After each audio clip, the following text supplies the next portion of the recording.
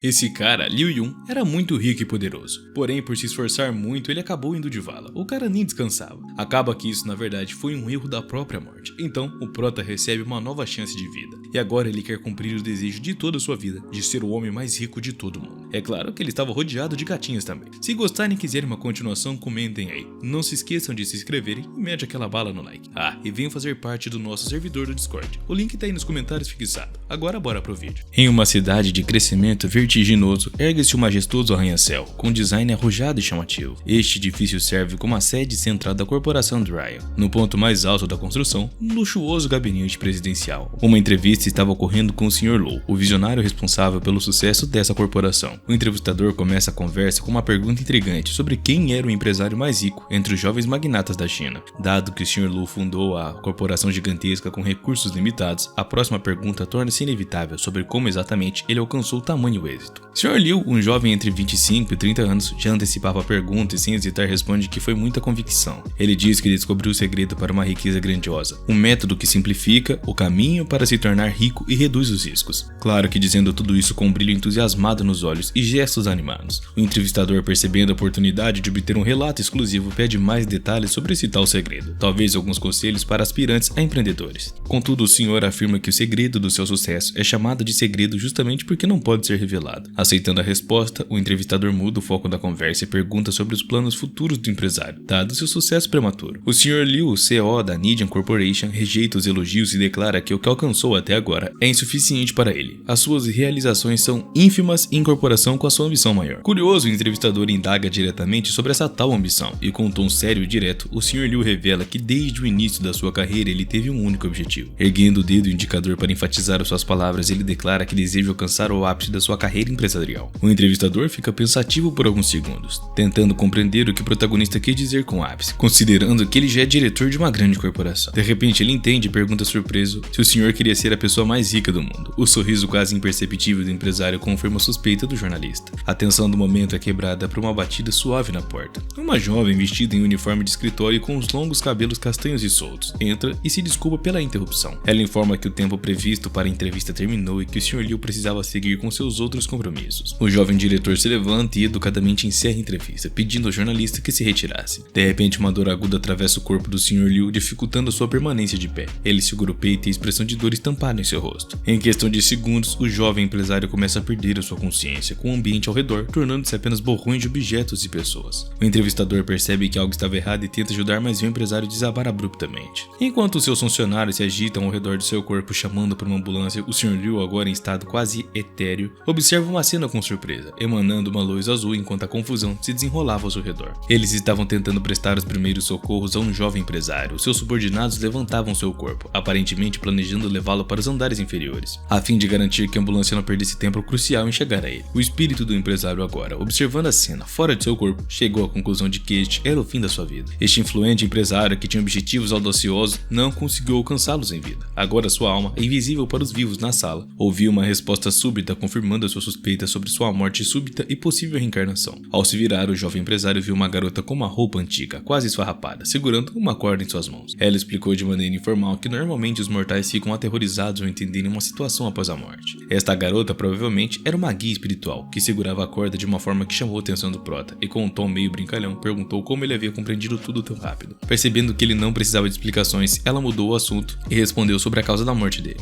A causa era bastante simples e banal. Ele tinha morrido por exaustão, pois nos últimos dias ficou acordado até altas horas da noite, o que aumentou os riscos. Bom, agora eu fiquei com medo, hein? O jovem empresário respondeu que acreditava que o seu corpo poderia suportar tal esforço. Olhando novamente para o seu corpo, ele se dirigiu à guia, pedindo algum tipo de acordo para que pudesse retornar à vida, mesmo que por um curto período de tempo. A guia, com um tom solene, respondeu que não poderia deixá-lo nesse estado, pois a dona do inferno precisava dar uma dele às 5 horas, e não era de costume dos profissionais violar esse horário sagrado. Após o seu breve discurso, a guia abriu um grande portal em tons de azul e violeta e que conduzia a outra vida. Ela informou que se ele tivesse dúvidas, poderia perguntar ao governante durante o caminho. Com um tom simples e familiar, a guia ordenou que a alma do jovem empresário seguisse através do portal, rumo ao seu destino final, na corte do governante infernal. Contudo, o espírito do jovem empresário permaneceu por um tempo em seu escritório examinando coisas que lhe eram caras e valiosas. A mesa onde tantas negociações foram realizadas, as portas pelas quais as pessoas mais importantes e próximas a ele passaram. Infelizmente, ninguém resistia à morte por muito tempo, e quando o espírito do jovem empresário influente percebe isso, ele se despede do seu escritório com uma breve contemplação e várias lembranças de diferentes épocas, e finalmente decide entrar no portal que levaria ao inferno. Ao atravessar esse portal estranho, o espírito do Sr. Liu, acompanhado pelo guia, viaja por campos deslumbrantes de flores vermelhas que radiam um brilho intenso. Estas flores, símbolos antigos do reino dos mortos, parecia ser a única fonte de luz em meio à escuridão eterna e fria da dimensão que ele estava. O jovem empresário observa a paisagem com curiosidade e pergunta ao condutor se realmente estavam no caminho para o outro mundo, e recebendo uma resposta breve, mas ligeiramente condescendente. Com um tom brincalhão, a guia aconselha o espírito a aproveitar a beleza das flores radiantes de cor carmesim, pois, quando a sua provação infernal terminar, ele não teria lembranças daquela paisagem. No entanto, o espírito do jovem empresário, em um tom melancólico, lamenta não ter tido tempo de alcançar os seus objetivos de vida recentemente perdidos. De repente, a garota chamada Xiao aparece correndo em direção ao guia e ao espírito. O jovem empresário logo percebe que esta garota era uma guia do outro mundo, vestida com um uniforme similar ao da sua própria guia, mas em cores diferentes. Quando Xiaobei finalmente os alcança, recuperando fôlego devido ao esforço físico, ela é interrogada pelo motorista vestido de branco sobre a razão da sua corrida. Com dificuldade para respirar, a garota vestida de preto explica em um tom vago que houve um erro e a alma errada foi capturada. A informação causa choque tanto em Xiaobei, a guia de branco, quanto no jovem empresário, cuja alma foi enviada por engano para os campos carmesim. O ambiente torna-se tenso e desconfortável, e o espírito do jovem empresário decide questionar novamente o seu guia sobre a sua situação. O motorista vestido de branco responde de forma tensa e após alguns segundos, Xiao de maneira perturbadora agarra sua colega pelos ombros, tentando interrogar sobre o erro. A garota, modestamente, um tanto assustada, escondendo-se atrás de um documento infernal, explica que confundiu o empresário com outro homem de mesmo sobrenome, que deveria ter sido selecionado naquele dia, enquanto o chefe da corporação deveria morrer no dia seguinte. Xiao entra em pânico ao perceber que não comete um erro assim há séculos e teme as terríveis consequências. O motorista de branco, em um ataque de desespero, tenta empurrar a responsabilidade para sua colega. Neste momento, a voz da alma do Sr. Liu interrompe, calma e ponderada, afirmando que não devem ser tão duras consigo mesmo, pois todo ser é suscetível a cometer erros, independente da sua posição ou habilidade. O ex-chefe da corporação continua sugerindo que todos os erros podem ser perdoados se forem corrigidos a tempo, conduzindo a conversa de uma maneira a ganhar algum tempo. No meio das preferências burocráticas do inferno, Bei concorda com a relutância, mas só mais tarde, em sub, ela percebe que havia dito aquilo. O condutor vestido de branco, subitamente tomado pelo medo ou raiva, salta para mais perto de seu colega e mais longe do jovem empresário, provavelmente surpreso com a interferência de um mortal em suas conversas. Escondida atrás do ombro do motorista de terno preto, a garota, com uma expressão irritada no rosto, pergunta como o espírito se atreve a ouvir conversas que não eram da sua conta. O espírito do jovem empresário, com um tom calmo, afirma que a situação diz respeito diretamente à sua morte e que não pôde evitar ouvir a conversa já que envolve questões vitais. Continuando com a mesma calma, ele pergunta às duas funcionárias infernais sobre as possíveis consequências para eles de um erro de gestão desse tipo. Tentando se acalmar, Xiaobei, vestida de branco, afirma que o erro não é tão grave, sendo apenas um dia de diferença para o mortal, mas a sua expressão mostrava insegurança. O espírito do jovem empresário ressalta que erros como esses não são comuns para Xiaobei, enfatizando as suas palavras do passado quando ela se recusou a cooperar por mais tempo de vida. Ele continua dizendo que apesar do caos, se a vida e a morte estão realmente predestinadas, ela enfrentaria o seu destino sem problemas maiores, embora seja uma pena morrer antes de alcançar os seus próprios objetivos. Com o mesmo tom calmo, o ex-chefe da corporação afirma que se o erro não puder ser corrigido normalmente, então uma compensação seria necessária, mostrando a sua habilidade de negociação. Os funcionários infernais tentam negar a ideia de compensação, argumentando que o erro pode ser corrigido e que poderiam dar-lhe mais um dia de vida. O espírito do jovem empresário responde com um exemplo concreto, pois se um consumidor sofre grave problema de saúde devido a um produto defeituoso, a substituição do produto com uma pequena compensação monetária não compensa o dano causado. Ele levanta duas questões importantes e preocupantes, pois se a compensação é tão simples, por que existia toda a burocracia infernal? E o que aconteceria com elas se ele revelasse os seus erros? Assustadas, especialmente Xiaobei afirma que nada de terrível pode acontecer, mas a sua voz soa muito hesitante. O jovem empresário percebe o medo e responde com moderação, dizendo que se esse for o caso, devem continuar o seu caminho até o governante infernal, a quem contarão tudo o que aconteceu. Isto é o suficiente para que ambos os condutores mudem de opinião, e segurando as suas pernas e pedindo a possibilidade de negociações. O espírito do empresário, no entanto, continua caminhando, dizendo que estava ocupado demais para essas negociações. Com uma expressão lamentavelmente aterrorizada, Xiaobei pede para que ele parasse e esperasse, aparentemente pensando no que poderiam oferecer em troca de encobrir os seus erros. As motoristas vestidas de branco e preto se afastam do espírito a uma distância segura onde ele não pudesse ouvi-las, para consultarem como podem resolver a situação.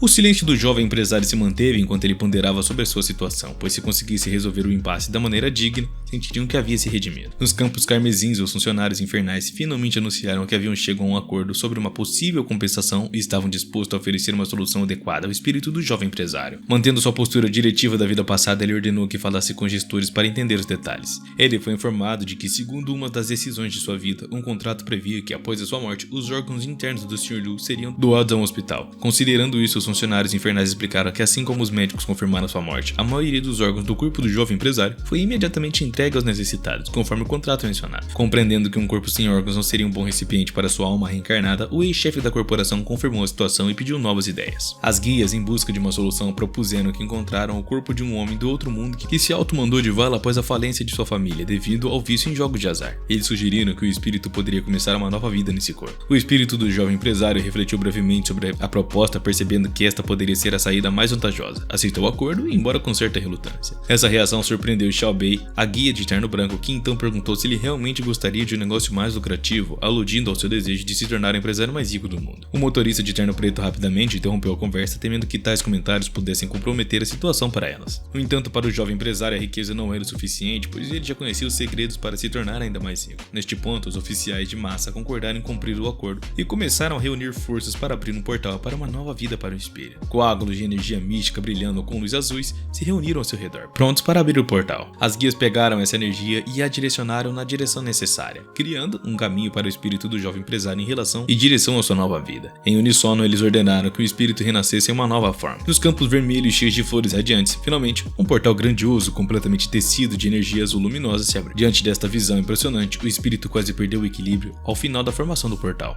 Os guias lhe disseram para se apressar em sua nova vida e na realização de seu antigo sonho, incentivando-o a atravessar o portal e abraçar o seu destino renovado. Expressando ao espírito algumas esperanças de que ele pudesse viver até a velhice nesta nova vida, o jovem chefe da poderosa corporação chinesa entrou timidamente por um estranho portal, quase sem acreditar que algo novo o aguardava. Ele esperava que essa nova vida lhe permitisse realizar o seu antigo sonho e objetivo, ainda que por um curto período. Os oficiais infernais foram deixados sozinhos entre os campos vermelhos, regozijando-se por terem evitado uma situação catastrófica com o acordo, embora não soubessem ao certo se a catástrofe era real. Xiao Bei, em um tom sombrio e desdenhoso, comentou que a natureza dos meros mortais não muda, sempre pensando na possibilidade de igualdade com os seres do outro mundo diante de qualquer ameaça. O motorista de terno preto prometeu que muito em breve poderiam reencontrar o interessante espírito do jovem empresário, agora renascido como jogador azarado, que milagrosamente escapou de sua própria armadilha. Com sorrisos sinistros, os oficiais do submundo cruzaram as mãos, como quando criaram um portal, provavelmente concluindo seu encontro se preparando para formar um novo portal. Enquanto isso, em outro mundo, onde o nosso protagonista renasceria, sons altos eram ouvidos no meio da noite. Nos telhados tradicionais orientais, alguém se movia rapidamente sobre as casas simples em direção a um objetivo distante. Poucos perceberam que a garota de cabelos castanhos avermelhados, soltos e vestida com um prático terno preto se movia com uma velocidade extraordinária, parecendo para alguns apenas uma forte rajada de vento. Ela finalmente parou em um dos telhados perto de um pátio grande. Recuperou o fôlego e continuou seu caminho em direção ao local que precisava alcançar com uma velocidade super poderosa. Com apenas 2 saltos elegantes e largos, a garota atravessou todo o pátio, correndo rapidamente em direção à entrada principal. Ela caminhou facilmente até a porta de metal vermelho e silenciosamente entrou na casa. A diretora do pátio, preparando-se para pegar as coisas que veio buscar, gritou alarmada, mal compreendendo as circunstâncias inesperadas que havia encontrado. A garota se viu em uma sala com o corpo pendurado. Lembrando da promessa ao Sr. Liu, ela se perguntou onde estavam todas as pessoas e o dinheiro e qual era o propósito de sua visita. O ladrão agarrou a cabeça tentando entender como tantas coisas haviam mudado em apenas meio-dia naquele pátio rico e recentemente lotado. Ele olhou para o corpo do homem na corda e concluiu que realmente havia arruinado toda a sua família. Ao perceber que o corpo mal parecia frio, notou um movimento estranho na perna do cadáver. Olhando cautelosamente para ele, pensou que talvez estivesse apenas imaginando algumas coisas. No instante seguinte, o homem, aparentemente morto, começou a emitir sons altos e agitar vigorosamente os braços e as pernas, tentando se libertar do laço. Essa cena naturalmente assustou a garota, que com esses movimentos, a corda acabou se rompendo, e o corpo caiu rapidamente ao chão. Aterrorizada, a menina gritou em pânico diante da situação, lembrando de seus anos de longas viagens e inúmeros rumores, mas nunca havia encontrado zumbi. Tentando se proteger, ela decidiu fingir-se de morta, permanecendo imóvel e em silêncio, prendendo a respiração. Enquanto isso, o cadáver, que agora abrigava a alma do Sr. Liu, levantou-se um tanto surpreso com as circunstâncias, mas rapidamente recuperou a consciência. Ele se lembrou dos guias que lhe prometeram uma nova vida naquele corpo e começou a recordar os eventos que levaram ao suicídio do seu novo recipiente. Este homem nasceu em uma família de comerciantes ricos por 3 gerações. Na adolescência, ele se envolveu com o jovem mestre de uma outra família de comerciantes, perdendo tempo com vinho e garotas, sem beneficiar a sua própria família. Um dia, o jovem mestre o levou a um clube de jogos, onde ele ganhou uma grande quantia de dinheiro e após várias vitórias, sua paixão pelo jogo levou a sua família à ruína. As propriedades foram confiscadas e a família se dispersou pelo mundo. Desesperado, sem nada a perder, o homem decidiu tirar a própria vida, incapaz de enfrentar seus próprios problemas. Agora a alma do Sr. Liu refletia sobre como lidar com as dívidas e inimigos que o seu antecessor havia criado. Concluiu que a única solução era encontrar investidores que pudessem financiar a resolução dos seus problemas, oferecendo uma pequena compensação em troca. Restava apenas a questão de onde procurar investidores, já que ninguém confiava no homem cujo corpo ele agora habitava. Enquanto ponderava, ele voltou sua atenção para a garota deitada à sua frente, tentando não se mover ou fazer qualquer som suspeito. O Sr. Liu, reencarnado, tocou o nariz da menina querendo verificar se havia algo errado e perguntou por que ela estava fingindo estar morta diante dele. A garota, percebendo que havia sido notada e reconhecida como viva, afastou-se em pânico, ainda pensando que ele era um zumbi. Ela cruzou os braços em posição de luta e mandou que ele não se aproximasse, dizendo que não tinha medo e que estava pronta para se defender e atacar. Surpreso com a reação, o protagonista, agora em um corpo vivo, afirmou que até recentemente o seu corpo estava inanimado e frio. Aproximando-se cautelosamente, ele tentou acalmar a garota, explicando que ela não precisava temer, pois ele era apenas uma pessoa comum que havia passado por uma transformação extraordinária.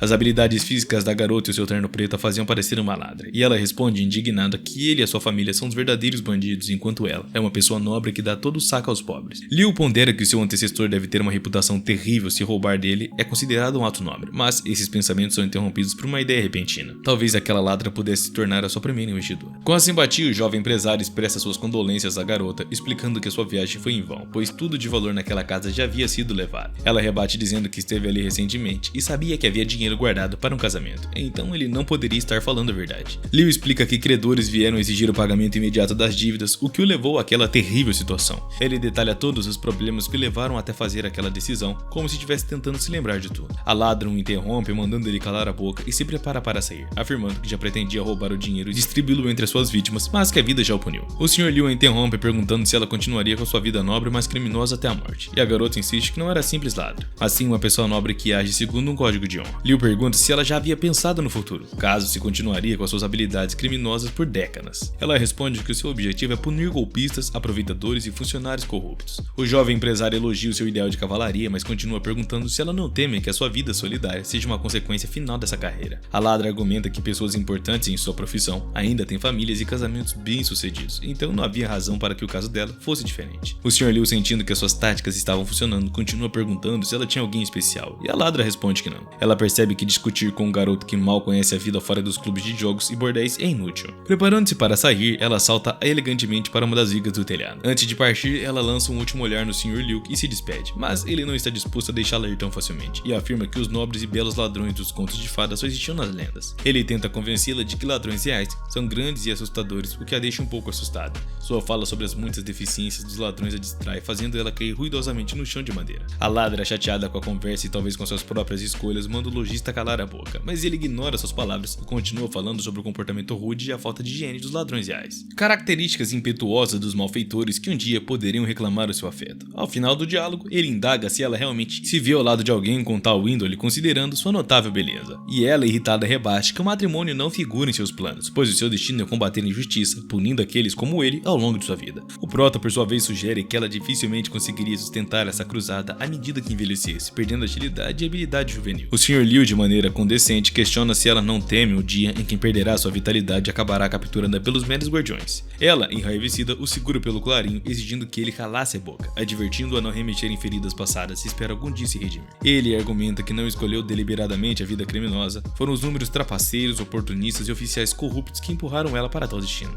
A fúria da moça cede o lugar ao desalento, e ela se pergunta o que mais o Sr. Liu poderia fazer nessas circunstâncias, ao que o prota, antes de tudo, um negociante astuto, percebe que a sua estratégia de persuasão atingiu o nível como planejado. Propõe então à ladra uma nova existência, onde ela pudesse redimir-se e ascender como uma mulher abastada e influente, sem necessitar da proteção de um cara. Ele detalha as oportunidades que a riqueza traria, como escolher um companheiro e apoiar os menos afortunados. Ela descarta a ideia, taxando-se de fantasiosa, ao que ele insiste que ela poderia sim realizar algo grandioso e próprio, tentando seduzi-la com a promessa de um segredo que acontece e antecede a fortuna, esperando assim conquistar o seu primeiro investidor. Ela desdenha a oferta, acusando o comerciante de fraude, e ele replica, orgulhoso de seu legado familiar de comerciantes bem-sucedidos. Ele então menciona que o seu avô sustentou a família vendendo apenas 2 cavalos, ao que ela responde sendo um absurdo, pois 2 cavalos valeriam meras 50 moedas, enquanto seu jardim valia pelo menos 1000. Liu suspira exausto das controvérsias e simplesmente pede que ela lhe desse ouvidos, prometendo que a narrativa seria breve. Ela, um tanto apaziguada e curiosa, decide ficar para ouvir, acomodando-se confortavelmente no banco, enquanto ordena que o protagonista começasse a história. Sr. Liu então descreve como seu avô foi ao mercado local para vender o seu cavalo cavalo, atraindo a atenção de todos os potenciais compradores e enaltecendo as virtudes do animal como meio de transporte. Ele atraía as damas facilmente, mas o verdadeiro destaque da venda de seu cavalo era uma oferta tentadora. Se após uma semana de uso o cavalo não atendesse às expectativas, o comprador poderia devolvê-lo e ter o seu dinheiro reembolsado. Um fazendeiro, ao ouvir essa condição, decidiu comprar o cavalo para suas tarefas diárias, pensando em adquiri-lo definitivamente se o animal se mostrasse adequado. Curiosa, ela questiona sobre o que aconteceu depois com o cavalo e o comprador, Sr. Liu, afirma que o animal foi devolvido após a semana. Ela ri e comenta sobre o quão suspeito isso parecia, mas o comerciante, com um sorriso esperto, explica que esse evento desencadeou uma reação inesperada.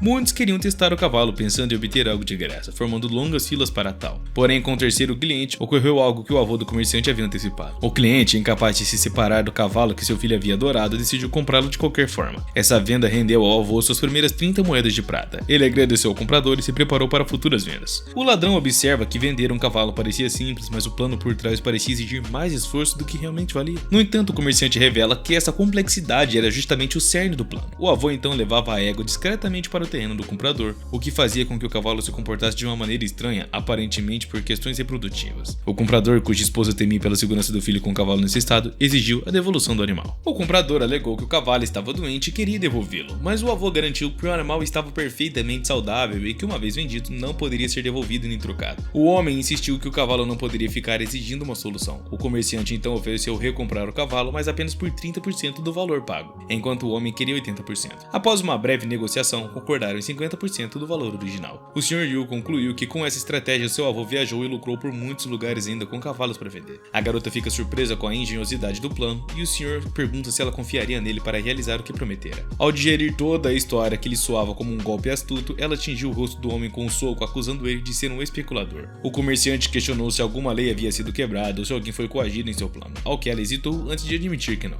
Ele argumentou que se nenhuma lei foi violada e ninguém foi forçado, como poderia ser considerado um golpe? Então, ela tentou desviar o assunto, mas percebendo a astúcia do homem, o comerciante viu uma oportunidade de negócios e a convidou para se tornar a sua sócia, prometendo até lucros significativos, estendendo a mão em direção de parceira. E ele sugeriu também que poderiam prosperar juntos. O Prota explicou que, de acordo com o acordo proposto, ela forneceria capital inicial, enquanto ele multiplicaria essa quantia. O senhor estabeleceu uma meta inicial ambiciosa de acumular 1000 moedas de prata em um único mês. Ela riu, achando a ideia absurdamente real, considerando que isso equivalia a cerca de 80 anos de salário para uma família média sem despesas de alimentação. Ela então confrontou o comerciante, questionando se ele planejava fugir com dinheiro como seu avô poderia ter feito. Ele assegurou que o negócio seria completamente legal e mencionou que as habilidades dela não haveria possibilidade dele abandonar o plano sem buscar retaliação. Ela sorriu, escondendo uma de suas facas especiais que ela costumava usar como arma de arremesso. Subitamente, a faca voou pelo ar em direção ao comerciante, e a arma não o atingiu, mas ela zombou que com as suas habilidades, se algo desse errado, ele não sobreviveria para contar a história. O comerciante então perguntou por que ela estaria temerosa no negócio se não corria riscos, e ela mudou de assunto, questionando quanto ele precisaria para alcançar a meta. Depois de hesitar, ele sugeriu que 1000 moedas de prata seriam mais do que o suficiente. Ela ficou chocada com a quantia, pois era tudo que tinha para sua velhice. Agarrando pela roupa, ela expressou sua desconfiança, mas ele rapidamente reduziu a sua demanda para apenas uma moeda. Surpresa com tal redução drástica, ela questionou suas intenções, e ele explicou que precisava mostrar algum resultado prático para ser levado a sério. Depois de ponderar, ela decidiu dar-lhe uma chance, oferecendo uma única moeda para ver o que ele poderia fazer com tão pouco. Ele ficou surpreso com a decisão da garota, mas aceitou o desafio, revelando a moeda que ela havia escondido. Recuperando-se rapidamente, ele instruiu a garota a esperá-lo naquele local, assegurando que logo se juntaria a ela. O comerciante sai apressado de casa, deixando o ladrão sozinho. A garota se lembra que a recompensa pela captura do ladrão é de 100 moedas de prata e considera que o comerciante poderia tentar lucrar com isso. Determinada a espionar o comerciante e eliminá-lo se ele tentasse entregá-la, ela deixa o pátio da família Liu.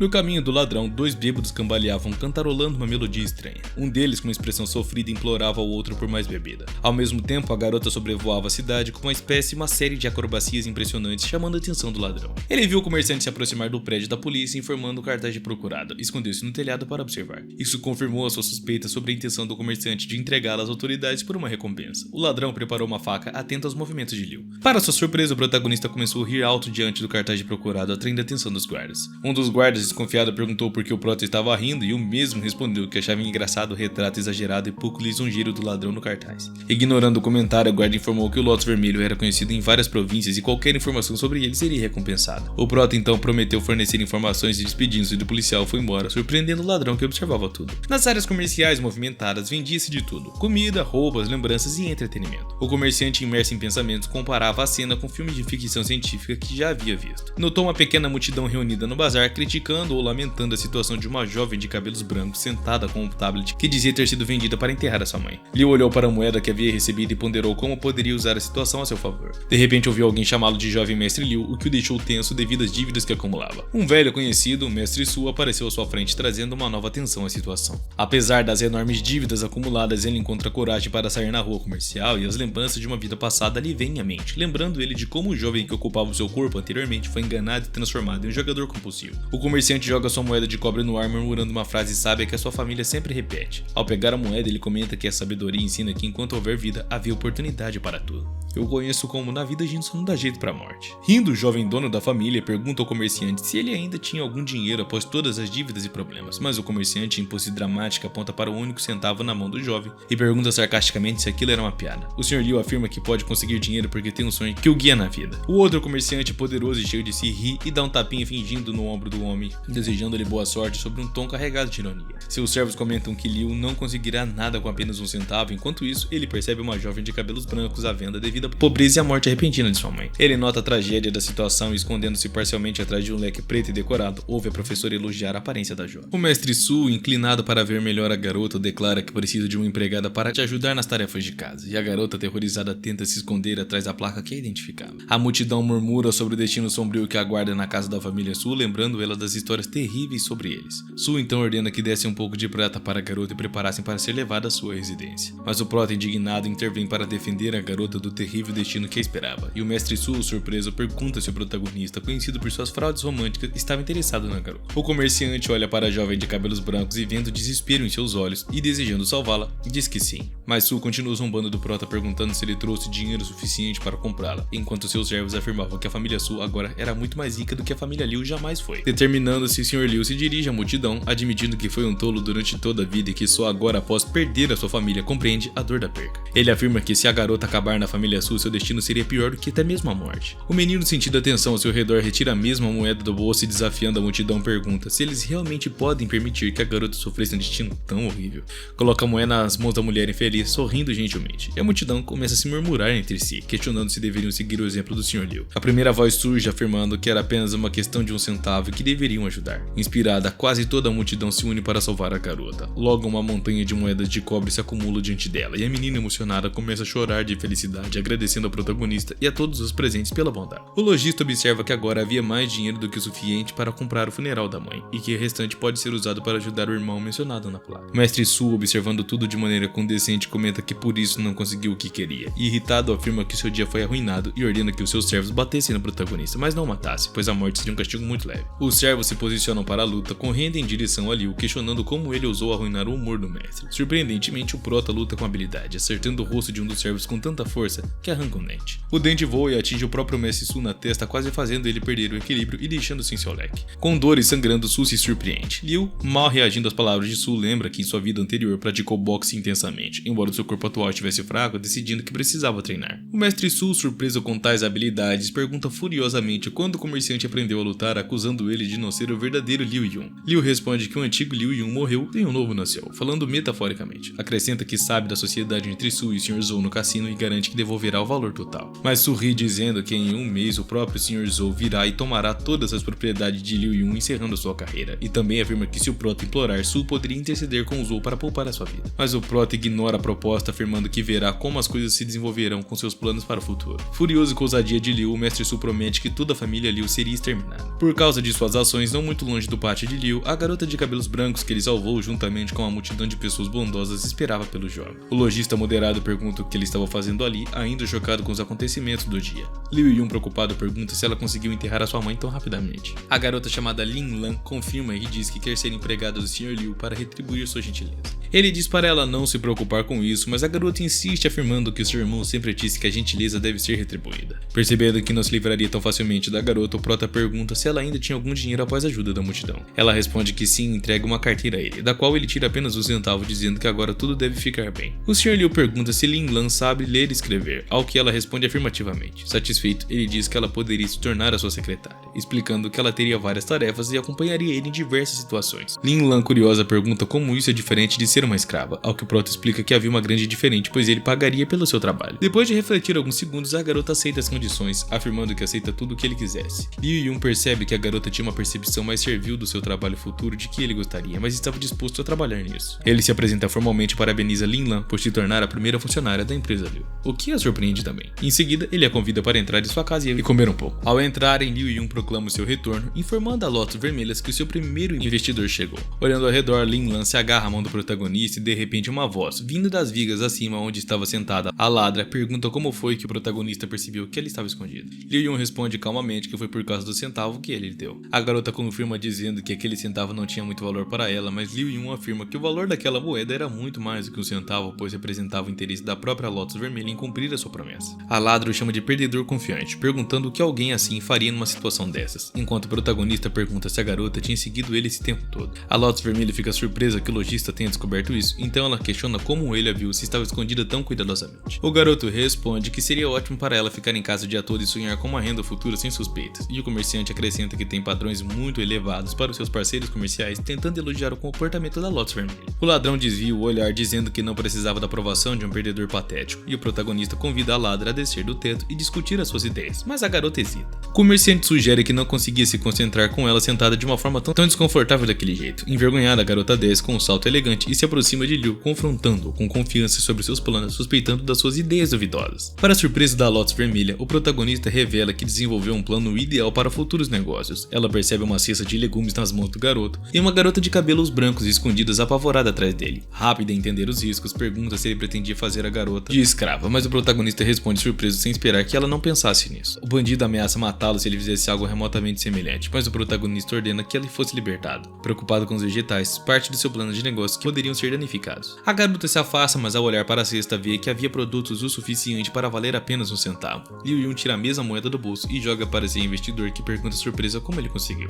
O comerciante explica que o valor daquela moeda não era apenas adquirir algo, mas convencer a Lotus Vermelha de suas habilidades. Liu Yun conta que conheceu uma velha no mercado que tinha problemas para vender os seus vegetais. Ele ajudou a vender, incentivando os transeuntes a comprar, e como agradecimento recebeu uma pequena quantidade de vegetais. Mais tarde ajudou um açougueiro que precisava ir ao banheiro, mas não podia deixar a loja, e também recebeu comida como agradecimento. Lotus Vermelha, irritada, pergunta que coincidência é essa de todos no mercado precisarem de ajuda. O prota responde que conseguiu observar vários comerciantes identificando oportunidades para aproveitar. Eles estavam em dificuldades, então ele resolveu ajudá-los em troca de alguma compensação. O garoto explicou que encontrar uma oportunidade de negócio é o primeiro passo para ganhar dinheiro, mas a garota comenta que com aqueles vegetais ele não conseguia milhares de moedas de prata. O prota orientou as garotas a irem ao pavilhão de pedra atrás do quintal, mencionando que o espetáculo itinerante começaria em breve, então saiu de casa rapidamente, deixando as surpresas. A garota vermelha, descrente de seus superpoderes, brincou que ele provavelmente iria se esconder. Ela e Lin Lan se acomodaram pacificamente no pavilhão de pedra, esperando pelo prota. O ladrão, aproveitando o momento, começou a conversar mais com Lin Lan, perguntando sobre a sua situação. Temendo uma reação furiosa, Lin Lan explicou que Liu a salvou e que ela decidiu vir por conta própria. A garota ansiosa perguntou sobre o resgate, preocupada que Lin Lan pudesse ter sido levada à força. Com tristeza, a garota contou que sua mãe havia falecido recentemente e evitou dar mais detalhes devido à dor que sentia. A ladra, de maneira um tanto quanto patética, tentou confortá-la, dizendo que agora estava sob a sua proteção e que se Liu tentasse alguma coisa, ela a defenderia. Lin Lan esclareceu que o protagonista foi gentil e que ela queria retribuir a gentileza, tornando-se sua empregada doméstica. A Lotus Vermelha, confusa, perguntou se o protagonista havia trazido até ali o que realmente havia acontecido. Lin Lan explicou que Liu não queria torná-la uma escrava, mas sim pagar pelo seu trabalho, por isso ela se ofereceu para trabalhar a ele. A ladra ficou surpresa com essas palavras, perguntando novamente à garota, que confirmou dizendo que o prota era diferente das outras pessoas que conhecia. Nesse momento, o comerciante apareceu, trazendo algo que havia cozinhado com os alimentos comprados no mercado, e anunciou alegremente que trouxe doces. A Lotus Vermelha perguntou o que era aquilo e Lin Lan parecia surpresa com o prato estranho, que incluía vários alimentos em espetos. Liu segurava o pincel especial no molho, que explicou que se tratava de malate, enfatizando cada sílaba para destacar a sua importância. Para a surpresa das garotas, o protagonista ofereceu duas versões possíveis de malate, um prato específico de culinária de Sichuan, picante e doce, e a Lotus Vermelha escolheu uma versão leve e picante, enquanto Lin Lan, inicialmente surpreso, optou pela versão doce após a permissão de Liu. O comerciante então lhe deu pequena tigela tigela com caldo e vários vegetais em espetos longos. A garota vermelha se perguntou como comeria aquilo, mas Lin Lan, entendendo o funcionamento, experimentou uma latte e ficou surpresa com o sabor delicioso do prato. A ladra pensativa observava enquanto Liu oferecia a versão picante do prato à nova funcionária, que aceitou fascinada pela opção. E a Lotus vermelha, ainda com dúvida, finalmente decidiu dar uma chance ao prato, concluindo a refeição com curiosidade e muita satisfação. Ele morde um dos vegetais do espeto com muita desconfiança, mas finalmente chega à mesma conclusão que Lin Lan. O prato era realmente delicioso. Percebe uma combinação interessante de sabores com um forte picante e conclui que é um dos pratos mais saborosos que já experimentou em toda a sua vida. Satisfeita, as meninas pedem mais, mas Liu Yun recusa, explicando que não tem mais ingredientes. Ele revela que o prato foi apenas uma amostra para interessar investidores e pergunta a opinião da Lotus vermelha como seu primeiro investidor. Após refletir, a ladra diz que o prato é saboroso e pode agradar a maioria das pessoas, independentemente da classe social. Observa que o prato era fácil de preparar com ingredientes disponíveis no mercado local e era algo novo e muito interessante. No entanto, a Lotus vermelha questiona se Liu Yun tem dinheiro para abrir um lugar para vender uma latte e por que não começaria o negócio sozinha. Lin Lan, animada, tenta intervir, mas a Lotus vermelha exige uma razão do comerciante. O prota responde enigmaticamente que tem um assassino de bronze segurando um pequeno copo. Naturalmente, Lin Lan e a Lotus vermelha perguntam o que ele quis dizer com isso, mas não há tempo para responder. Uma multidão de homens adultos invade o pátio, quebrando o idílio da refeição. À frente deles está o Sr. Zhou, um homem com um tapa-olho, seguido pelo jovem mestre Su. A garota vermelha planeja se envolver imediatamente na briga, mas o prota a instrui a não fazer isso. Ele entrega a taça com um assassino de bronze a Lin Lan e se aproxima da multidão, perguntando ao Sr. Zhou e ao mestre Su o que eles queriam. Zhou responde que vieram tomar a casa, ordenando que o protagonista arrumasse suas coisas e caísse fora dali, pois a casa não pertence mais a ele. O prota argumenta que ainda tem um mês para pagar a dívida, então eles chegaram cedo demais. Mas o mestre Su diz que ele e Zhou decidiram montar um pavilhão ali e que amanhã é o momento ideal para abri-lo. Provoca o protagonista dizendo que o cara pode se tornar um eunuco e será alimentado mais tarde. Notando a presença de Lin Lan e outras garotas, ele pergunta o que o prota fez para trazê-las ao pátio e ordena que a multidão as traga para ele, sugerindo que tornará escravas e convidará o Sr. Zhou para dar uma lição no prota. A Lotus vermelha não aguenta tanta ousadia e corre para atacar a multidão de lutadores. O prota tenta impedi-la, causando a reação de raiva. Só então ele sussurra que era preciso esperar o momento certo para agir. O comerciante se aproxima do dono do cassino, o Sr. Zhou, e afirma que queria pagar as suas dívidas e recomeçar. Ele assegura que se não quitar as suas dívidas em um mês, entregaria todas as propriedades da família Liu, acrescentando que se não cumprir a sua palavra, ninguém confiaria em seu estabelecimento. O Sr. Zhou concorda que a confiança é fundamental em qualquer negócio e que um ataque público arruinaria sua reputação. Com um sorriso, o proprietário e credor do cassino Liu Yun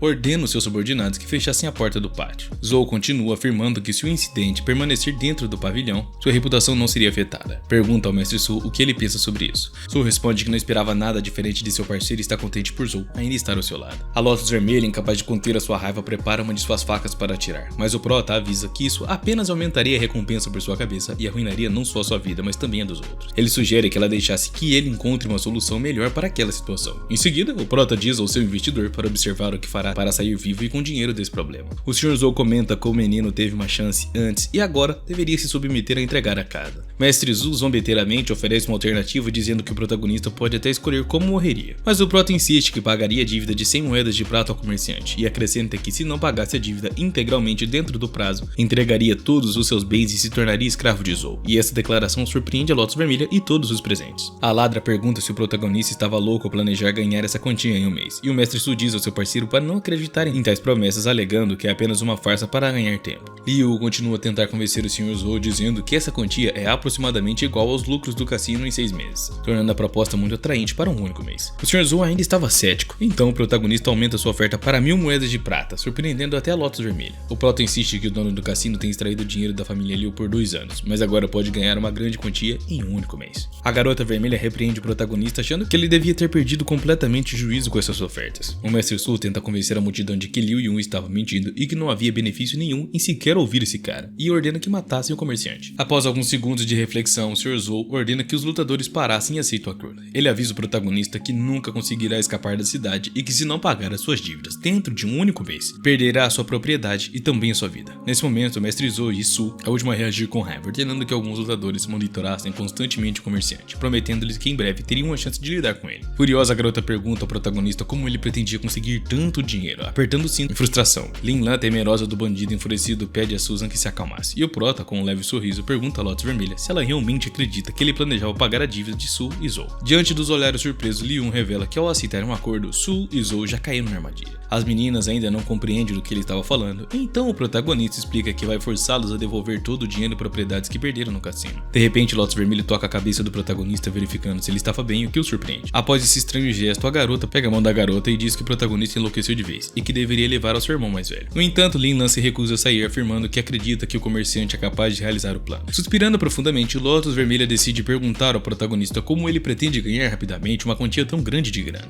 Ela ainda lembra que Su e Zou são uma dupla astuta e perigosa, difícil de enganar, mas o prota responde que justamente por serem gananciosos, eles devolverão dinheiro. Essa resposta provoca uma reação cansada da Lotus Vermelha e o protagonista então afirma que ele é mais ganancioso e convida a Lotus Vermelha a ganhar o máximo de dinheiro possível, sem sequer revelar o seu plano. Após pensar um pouco, a garota decide participar do golpe, acrescentando que se Liu Yun não cumprir com o prometido, ela roubará o dinheiro de Su e Zou. Então ela retira um pequeno saco de moedas de prata do peito e entrega ao protagonista como seu primeiro investimento. Satisfeito, Liu Yun aperta a mão da garota, reconhecendo-a como a sua parceira comercial, dizendo que era um prazer fazer negócios com ela. Liu Yun olha para Lin Lan e diz que espera um bom trabalho dela. Lin Lan sorri e responde que fará o possível. Nesse momento, a Lotus Vermelha pergunta qual é o próximo passo do plano, e pensativo, o prota explica que agora precisavam comprar alimentos e utensílios de cozinha, além de começar a fazer cartões promocionais e decorar o local. Após refletir sobre tudo isso, Liu Yun declara que era hora de começar, pois não havia muito tempo ali. Lin Lan apoia a decisão enquanto Lotus Vermelha, contrariada, comenta que ao investir no negócio também estava sendo forçada a trabalhar. Mas o protagonista responde que nunca disse que os sócios só investem dinheiro, ao que Lotus Vermelha responde que sente que caiu na armadilha do comerciante. E depois de algum tempo, o protagonista e o seu grupo começam a se preparar para a execução do plano. Ocupado detalhando os itens necessários para iniciar o seu futuro estabelecimento, o prota orienta a Lotus Vermelha e Lin Lan em suas tarefas. Ele entrega à Ladra um desenho contendo uma panela, uma escova, uma concha em um formato especial, instruindo ela a ir ao ferreiro e solicitar o conjunto. A princípio, a menina mal compreende o que estava desenhado no papel, então Lin Lan faz um outro desenho, incluindo uma tigela, uma cesta e um armário, e a envia ao carpinteiro para encomendar essas coisas. Lotus Vermelha vai ao ferreiro com um estranho desenho, causando surpresa e confusão ao homem. Ela nota alguns homens do Mestre Su observando os seus movimentos, tentando descobrir o plano de Liu Yun para pagar as dívidas com ele e o Sr. Zou. Lin Lan, por sua vez, vai ao carpinteiro com seu diagrama mais fácil de entender, também sendo observada pelo pessoal do Mestre Su.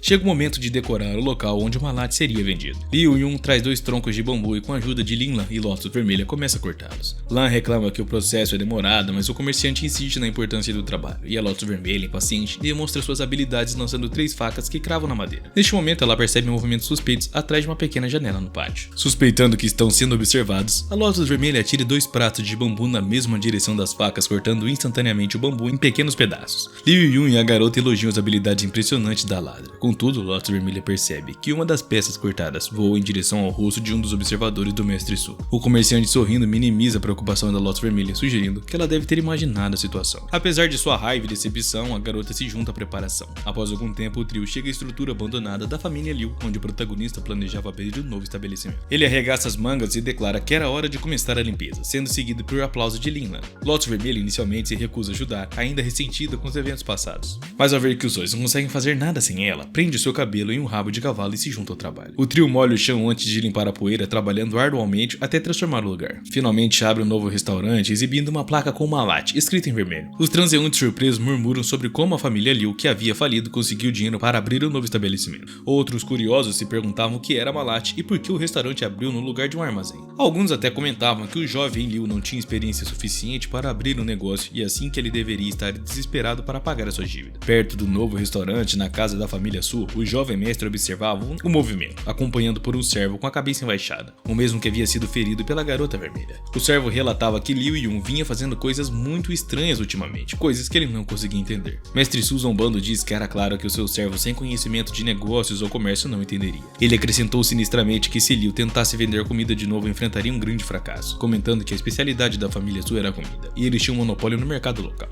Enquanto isso, Liu Yun verificava com seus trabalhadores se tudo estava pronto. Recebendo uma resposta afirmativa, ele se preparou para chamar os possíveis clientes usando um megafone improvisado, anunciando a inauguração do novo restaurante, Malat. Gritava que a especialidade eram salgadinhos frescos e saborosos, com preços acessíveis e uma grande variedade. Lin Lan e Lotus Vermelha apresentavam um grande balcão com diversas comidas em copos feitos na hora. O comerciante pediu que o caldo fosse preparado, ao que Lotus Vermelha respondeu positivamente, abrindo a tampa de uma grande panela e liberando um aroma forte e delicioso que atrairia os transeuntes. Mestre Su, observando de sua casa, comentou que o cheiro era tentador, mas insistiu que o prato era apenas uma mistura de temperos, embora tivesse que admitir que atraía muitos clientes desinformados sobre comida. O servo de Su, preocupado, reclamava sobre a popularidade inicial de Liu Yun, enquanto o mestre afirmava que o prota havia cometido um erro fatal sem especificar qual. Liu Yun, por outro lado, continuava a encorajar os transeuntes a se aproximarem confirmarem no restaurante, anunciando que estava aberto a qualquer um que poderia usar um cupom para obter uma latte de graça naquele dia. Ao ouvir sobre a comida grátis, os transeuntes rapidamente se reuniram ao redor de Lin Lan, exigindo cupons promocionais. O servo de Su observou que o protagonista parecia bastante popular no primeiro dia e sugeriu que algo deveria ser feito. No entanto, o mestre Su decidiu continuar observando, reconhecendo que uma latte estava sendo preparada rapidamente e servido com elegância, atraindo ainda mais pessoas com seu aroma delicioso. Sentou-se nas mesas do novo restaurante observando atentamente os pedidos e respondendo a cada uma das frases de Lin Lan. A garota, carregando suas bandejas com vários pratos diferentes, estava confusa e um pouco cansada, tentando encontrar a mesa correta para entregar o pedido.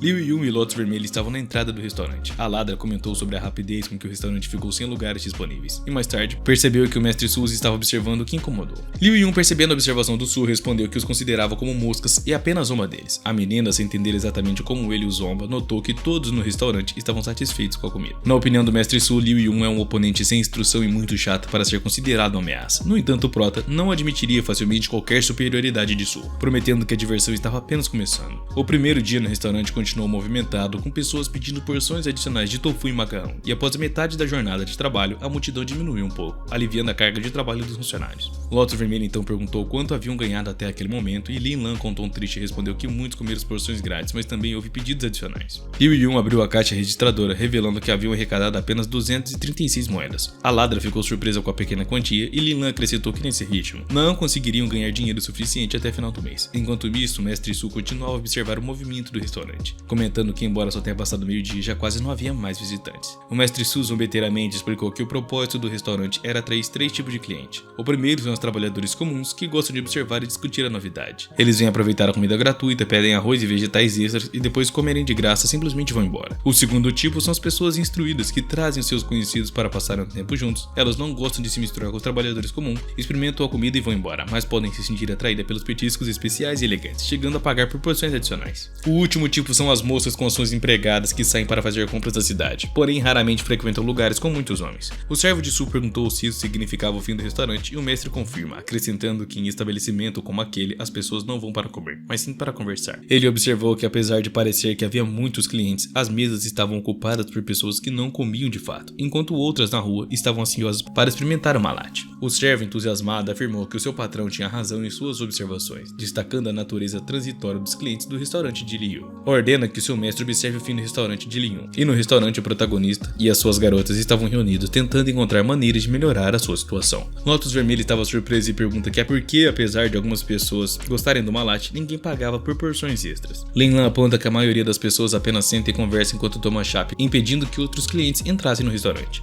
Liu Yun, no entanto, mantém a calma e diz que tudo estava indo conforme planejado. Lotus Vermelho exige detalhes sobre esse tal plano, desconfiada das iniciativas do protagonista. Nesse momento, eles ouvem um barulho na rua e, ao ouvir a comoção, Liu Yun manda as meninas irem receber os clientes, mas elas ficam surpresas perguntando a quem ele se referia. A rua perto do restaurante do protagonista estava cheia de crianças correndo alegremente. As crianças percebem um cheiro delicioso vindo do restaurante e uma delas consegue ler a placa, explicando aos outros do que se tratava o lugar. O prota afirma que o verdadeiro trabalho começaria agora. Lin Lan e Lotus Vermelho observam a multidão de crianças sem entender o que estava rolando. O prota abre um dos armários escondidos, revelando vários brinquedos infantis que imediatamente chamam a atenção das crianças. Ele avisa que quem pedir 5 kebabs tem a chance de ganhar o brinquedo e pergunta se eles queriam. As crianças entusiasmadas sacam a sua mesada e dizem quase que uníssono que queriam os brinquedos. Com o mesmo entusiasmo, o protagonista ordena aos seus trabalhadores que colocassem mais porções de latte no fogo. Em questões de minutos, mais porções de latte estavam prontas, brilhantes e juntadas com um molho doce e picante. Liu Yun finalmente conseguiu vender porções extras para todas as crianças que ansiosamente esperavam um prato novo da cidade. Uma das crianças, segurando o espeto, grita que latte é simplesmente delicioso, incentivando seus amigos a comprarem e experimentarem também. O prota também incentiva as crianças a fazerem fila rapidamente e escolherem o que mais gostavam. Assim, as crianças trouxeram um grande incremento para a caixa registradora do restaurante. Lin Lan estava incrivelmente feliz com o sucesso, enquanto o Lotus Vermelho perguntava como é que isso era possível. O prota explicou que tudo se tratava da velocidade, provavelmente se referindo à rapidez de pensamento e adaptação às circunstâncias. Lotus Vermelha, percebendo isso como habilidade física, comentou que era uma boa conclusão para uma pessoa com seu estilo de vida, sorrindo e envergonhado. Enquanto isso, Lin Lan disse que começava a entender o que o protagonista queria dizer, lembrando que os clientes anteriores apenas bebiam chá e não faziam pedidos. Ela concluiu que os pratos deveriam ser mais atrativos para que as pessoas quisessem pedir mais e ficar no restaurante. Eles se esforçam ao máximo, produzindo quantidade suficiente para saciar a fome de mais de 20 indivíduos ao meio-dia. Lotus confirma essa observação e o serviçal do mestre Su, zombando de Liu, comenta que ele deve estar realmente desesperado para avisar principalmente as crianças como clientes. Irritado, o mestre bate no serviçal com seu leque e exige que ele o acompanhasse, indagando que já concluíram suas observações. O mestre declara que não tinha mais nada para ver ali. Apesar de poder arrecadar 5 moedas de prata diariamente, mirando uma soma de 10 mil ao mês, todo esforço parecia fútil. Ele manda o serviçal se retirar, afirmando que dentro de um mês o restaurante do protagonista estará sob sua posse, graças a uma sorte excepcional. Enquanto isso, no restaurante, Lin Lan conta o lucro do dia, totalizando 5 mil moedinhas. Lotus Vermelha, surpresa, recorda que um vigia do sexto departamento disse que uma vez o capturou e ganhava equivalente por um ano de trabalho, e questiona como isso era possível em apenas um dia. Liu Yun é novamente acusado por ele ser o charlatão. No entanto, Lin Lan pondera que, nesse mesmo ritmo, o total seria de 150 mil moedas de prata mensais, e após os impostos, estariam cerca de 100 mil, bem aquém da meta de 10 mil do protagonista. Yun tranquiliza todos dizendo que o valor representa apenas o lucro do primeiro dia e que se fosse tão simples, todos estariam fazendo o mesmo. Ele promete um grande evento para o dia seguinte, questionado pelas garotas sobre seus planos, e o comerciante pede que descansassem, pois o dia seria ainda mais desafiador. Ele instrui a compra de 5 itens a mais do que do dia anterior, além de adicionar 2 roias. Lotus Vermelha pergunta se ele perdeu o juízo, questionando como ele pretende vender tanto em apenas um dia. A manhã seguinte chega e Liu Yun é visto suando enquanto puxa um carrinho cheio até o seu estabelecimento. Com Lin Lan a bordo ajudando a secar seu suor, eles param na entrada dos fundos do restaurante, onde a garota de cabelos brancos entrega a Liu Yun uma toalha pequena, demonstrando habilidades notáveis. E a Lotus Vermelha atrai também a admiração de todos. Yun e Lin Lan observam encantados e aplaudem a garota. O comerciante em particular elogia a ladra, sugerindo que até o malabarismo de rua pode ser lucrativo, mas com isso, Lotus Vermelha se irrita e atira uma bacia nele, repreendendo o mesmo por comparar as suas habilidades de Kung Fu com um simples truque de rua. Tanto o comerciante quanto o seu assistente ficam visivelmente assustados, tentando mudar rapidamente de assunto, sugerindo que era hora de começarem a cozinhar. Com um tom de voz um tanto sombrio e ressentido, Lotus Vermelha questiona por que ele não pode simplesmente elogiá-la sinceramente. Diante do impasse, o prota com uma reverência começa a listar as virtudes de Lotus, exaltando-a como uma verdadeira heroína. Como a fortuna é incrível de ter um parceiro tão capaz, o comerciante logo avisa que precisa se apressar para o trabalho, caso contrário arriscaria perder os seus investimentos. Irritada com seu comentário, a garota se recusa a prestar atenção, pois não encontra sentido nas palavras e informa a todos que seguiria para trabalhar na casa da família. No pátio, o jovem professor segura uma gaiola com um pássaro encantado com o canto do animal. Distraído pelo chamado de seu servo, ele acaba deixando cair a gaiola, molhando-se com uma água de pássaro. Furioso, ele confronta o servo sobre o motivo de tanto alvoroço. O mesmo explica ainda ofegante que estava vindo informar sobre o acontecimento no restaurante do prota, e o mestre impaciente indaga o que poderia ter ocorrido lá que fosse tão urgente assim. Para a surpresa do mestre, o servo relata que o negócio de Liu estava florescendo excepcionalmente no dia de hoje, o que deixa Su intrigado, e ele sugere algumas estratégias em um tom calmo. No restaurante, crianças comiam com seus pais, uma delas assegura ao pai que a comida é deliciosa e queria mais. Um pai se aproxima do prota pedindo 20 porções de marate, como muitos outros. Enquanto isso, na cozinha, Lotus menciona que o caldo estava quase pronto e que precisava adicionar mais vegetais. Lin Lan, correndo com uma tigela cheia de ingredientes, é notada pelo protagonista, que vê que ela mal consegue se manter em pé. Ele insiste que ela não pode se desgastar tanto quando tão jovem e a manda descansar, mencionando que o futuro trará ainda mais trabalho e ela precisava estar descansada para poder ajudar. Inspirada por suas palavras, Lin Lan decide tirar um momento para relaxar o estresse do dia. Mais tarde, o mestre Su visita o restaurante acompanhado de seu servo. Inseguro, o servo pergunta o que estava rolando ali e como o negócio progrediu tão rápido. O mestre, irritado, deduz que o protagonista claramente tinha alvo às crianças desde o começo e estava explorando essa vantagem ao máximo. Ele explica que quando uma criança gosta de um lugar, ela pede repentinamente aos pais para que voltassem, trazendo mais 2 clientes a cada visita. Su presume que o protagonista pode ganhar 20 moedas de prata só naquele dia. O servo tenta calcular o ganho mensal, mas Su rapidamente corrige seu erro, citando um total de mais de 600 moedas, menosprezando o montante por sua pequenez. O servo questiona se apenas 600 não seria algo despreocupante, mas Su ressalta que o número pode crescer, embora com dificuldade. Em um tom ameaçador, o jovem mestre diz que tomará medidas e em voz baixa ordena ao servo que preparasse um plano de resposta. E observando o protagonista com um certo ar de desapontamento, ele decide que não deixaria o seu concorrente progredir sem a sua intervenção.